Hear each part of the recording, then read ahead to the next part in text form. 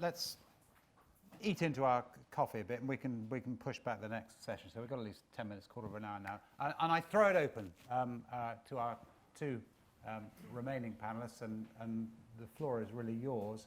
There are several things that I wouldn't mind bringing up from what they said, but if there's anything that immediately occurs to anyone, then I'm looking out, and the guy in the back there, and that's we'll get a microphone to you so that we can make sure we've got the sound recorded as well. Yeah. Thank you. A question. A few themes coming out. One about churn, and that's bad. One about need for flexible workforce and young people actually maybe not wanting the constraints of a normal job. And also just thinking about the industry and how a lot of income is going to project-based income rather than retainer-based. So with all that context, what's your view on freelance? Because I personally vacillate between it being a good thing in that you can be more flexible as a business, or a terrible thing because it costs more money, and at the end of the year you sit back and go, why did we spend all that money on freelance? Max.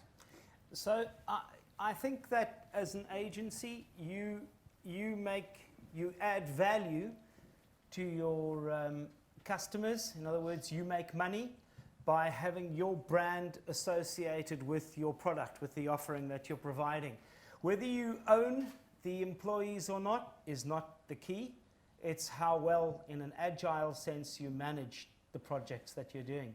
So the key is not so much about retention, but by creating a vehicle that allows you to flexibly and agilely manage groups of people, whether they are on your payroll directly or whether they are external. So it's all about exactly the point Sydney was making, is that it's all about creating flexible structures that allow you to deliver in variable ways to your clients to add value. So the answer is, it's not about is freelance better than ownership.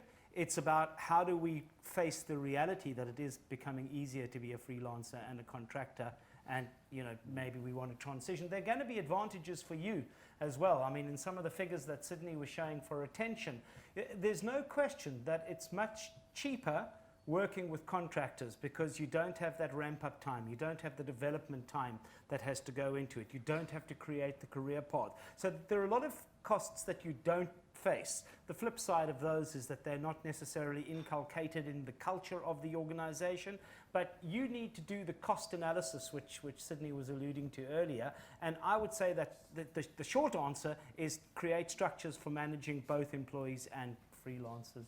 Sydney.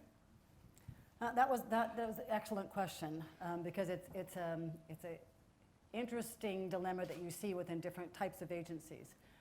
What you're talking about is more the project-driven environment. I believe that there should be more flexible staff because you have more of an ebb and flow. When you're having project business, you need a base of people that you always are the relationship people, that everyone who's running that client. But you need the flexibility of bringing in specific talent for that specific technical job that you need, that you don't need them on hand all the time. They're going to be doing this, and they could be very expensive talent, and they're going to get bored if they're not kept occupied. So I was a very strong believer, and still am, of having a considerable wiggle room to have freelancers, and in that context, freelancers are good. You have to be able to manage them well, and I agree with everything that Max said. It really is how you manage them. I've also seen on other side where the work is more steady, it is less expensive and better to have full-time staff and only fill in when you have to. But project-driven, I think, is a different model. Yeah. And again, a pause, and the microphone will come, but not from where you're expecting it to come. It took me by surprise. Oh, yes. Thank you very much for terrific presentations this morning. And there were two things that really stood out for me, one from each presentation. One was this performance. You manage performance to drive engagement rather than focusing on engagement to drive performance. And I do think, actually, we often tend to do the latter. And I think that's a really big lesson that we would take forward. And the second one was that cost of turnover, which we all know it's high, but actually quantifying that I thought was terrific. And those are two big things I'd take away. And in a way, the question is interlinked, but I'd say, in your view, how good are we at that first thing, really focusing on performance to drive engagement as an industry? Do you have a perspective on that? Yeah, I think it's a buzzword. I think engagement has taken over from where EI, emotional intelligence, left off. We got sick of emotional intelligence, and so we've needed to find something to take the vacuum. Just to give a perspective on that, did some work at Friends Provident, for example, last year, some work at John Lewis, also last yearish. Both cases, absolutely no doubt that as engagement increases, performance rises. You keep increasing engagement, and for some reason, performance starts to fall. Why? Who knows?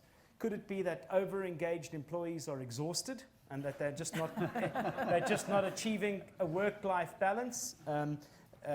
At John Lewis, one of the catches is that team managers are their performance is based on the performance of their team and the engagement level of their team. Now, those two, as you will well know if you're a manager, are trade-offs against each other. Whip them hard, get a lot of performance in, down goes the engagement. Be lovely and have lots of team hugs, and down goes the performance. And so, how good are people at managing performance? I think that you need to be managing both performance and engagement, and it's a question of understanding that there is a sweet spot. So as soon as you acknowledge that taking engagement beyond a certain point has got negative consequences, that in itself is probably the insight that you need to more effectively manage the relationship between engagement and performance. Can you give an example of over-engagement? Over-engagement as well. Well, the only way that we as consultants, if you like, have of measuring engagement is what somebody tells you and reports on on a survey. So who knows what they're saying? The first thing is that you probably want to be using 360s to measure engagement. Self-report, anything is nonsense. So you probably want to be starting to use 360 tools to do that. But a sign of an over-engaged employee is somebody who's probably working really late, who's so attached to the brand that they're losing focus of what's going on around them in the big picture. So when you're over-engaged, you're probably not a senior management. You're probably not a senior manager. You're probably operating at quite a focused, very, very specialized level. So there's a point where you want alignment with the brand, if that's what engagement means to you, but you don't want to get somebody that's so over-aligned with the brand that their whole life just becomes around that. I mean, the two big measures of engagement at the moment are amount of discretionary time put into the job over and above what is required, and alignment with organizational values. The big issue that we get with multinational corporates is that they often compare their engagement scores and they're measured in different ways. So the one is measuring on discretionary and the other one is measured on alignment, and they're adding the apples and oranges and giving average. That's meaningless. So the first thing you need to do is decide what do you mean by engagement, and then if people are putting in too much discretionary, you need to start cutting back, because work-life balance works for everybody, unless the person is, escaping something else in their life, which is, that then they can come to the therapy practice for something. Sydney, anything to add? No, I think No. Max is a better expert in that category than I am. Anyone else? One thing, just finally, there is a cost, isn't there, to keeping people as well. Even good people, actually, run out of steam, run out of zest, run out of ideas. That's also difficult to measure. And it struck me, and everyone's accepted, basically, what you say, that this business of retention is hugely important. But actually, it struck me, and I'm not just talking about the Presenting Teams Today program, where of course we all go on and on and on, but there are costs involved which are also difficult to measure, aren't there, in having people who just actually need some kind of reinvigoration. Cost of not doing it is higher. I don't know how you measure that. Cost of not doing it is easy. I mean, if you're not constantly reinventing yourself as a human being, as an organization, you're dying.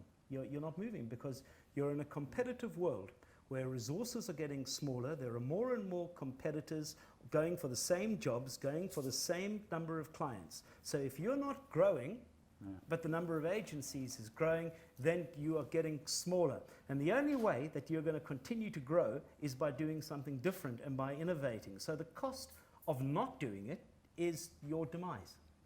So the answer is you have to keep innovating, and we're going to see that in a turbulent world. I mean, you know, we started seeing it in the 80s and 90s to some extent. By the time the noughties are here, survival means, you know, who knows what each of us in this room is going to be doing in 5 years' time. It probably is not going to be much related to what we're doing today. And I would expect organizations to recognize that and to start deliberately introducing what we call perturbations as new innovations.